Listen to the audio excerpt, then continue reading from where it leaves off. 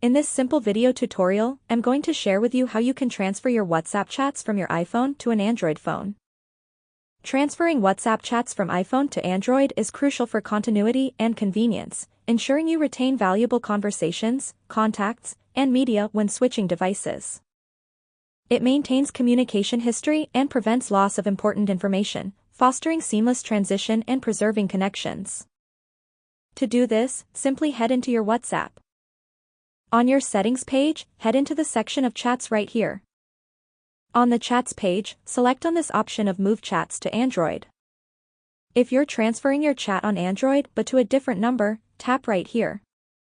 Enter your current number and then also enter your new number. Tap on Next and your chats will get transferred successfully. The next option is when you want to transfer your chats to Android with the same exact number. Get back and tap on Start. When your chats load up to 100%, just get your Android phone and log into your WhatsApp. As this iPhone WhatsApp gets logged out, your Android WhatsApp will log in with your chats successfully. That's how easy it is to transfer your chats from iPhone to Android on WhatsApp.